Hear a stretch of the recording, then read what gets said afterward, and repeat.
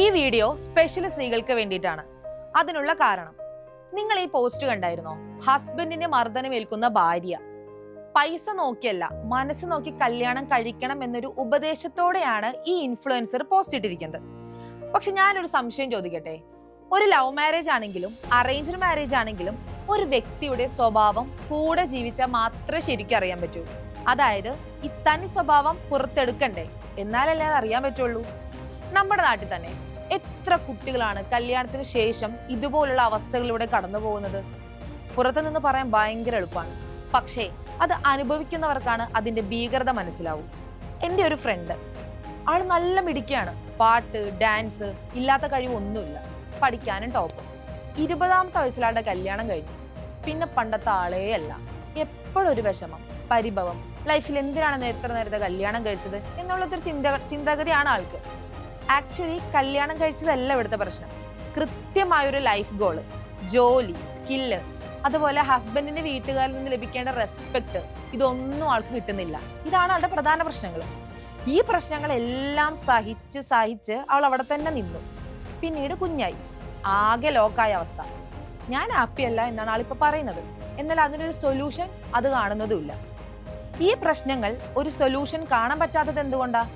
ഇത്രയും കഴിവുകൾ ഉണ്ടായിട്ടും ഒരു ജോലിക്ക് പോകാതെ മുഴുവനായി മറ്റുള്ളവരെ ഡിപ്പെൻഡ് ചെയ്തുകൊണ്ടാണ്.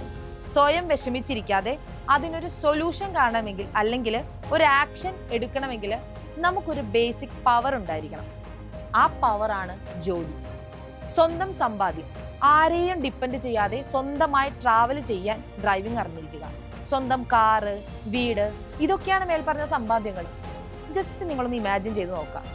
ഈ നിമിഷം നിങ്ങൾക്കറിയുന്ന എല്ലാവരും നിങ്ങളെ വിട്ടു പോയാൽ നിങ്ങൾ പിന്നെ എങ്ങനെ ജീവിക്കും? ഈ ചോദ്യം നമ്മുടെ മനസ്സിൽ എപ്പോഴും ഉണ്ടായിരിക്കും. സ്വന്തമായി സമ്പാദിക്കുന്നത് നമുക്ക് ആവശ്യമുള്ള സാധനങ്ങൾ വാങ്ങാൻ വേണ്ടി മാത്രമല്ല.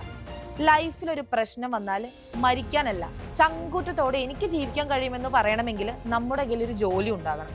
അതൊരു ബേസിക് നീഡാണ് ആക്ച്വലി. കല്യാണം എന്നതല്ല പ്രിയോറിറ്റി, അത് വേണം. പക്ഷെ നിങ്ങൾ സ്വന്തം കാലിൽ നിന്നതിന് ശേഷം, അല്ലെങ്കിൽ കല്യാണത്തിന് ശേഷം നിങ്ങൾക്ക് പഠിക്കാനും ജോലി നേടാനും കഴിഞ്ഞിരിക്കണം. എനിക്കറിയാം, ഇപ്പോൾ ഈ വീഡിയോ കാണുന്ന പലരും എന്തെങ്കിലും ഒരു പ്രോബ്ലം നേരിടുന്നവരായിരിക്കും.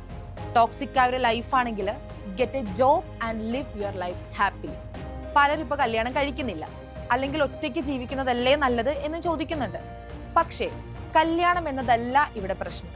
നല്ലൊരു പാർട്ട്ണർ അല്ല എങ്കിലാണ് പ്രശ്നം. അത് ചിലപ്പോൾ നമ്മുടെ കൺട്രോളിലായിരിക്കില്ല.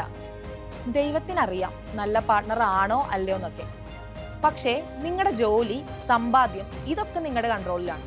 നിങ്ങളുടെ ഹാപ്പിനെസ് നിങ്ങളുടെ കൺട്രോളിലാണ്. നിങ്ങളുടെ ലൈഫ് തന്നെ നിങ്ങളുടെ കൺട്രോളിലാണ്. അതുകൊണ്ട് ഇനി കരഞ്ഞിരിക്കേണ്ട ആവശ്യമൊന്നുമില്ല. ജീവിതം തീർന്നു എന്ന് വിചാരിക്കാൻ വേണ്ട.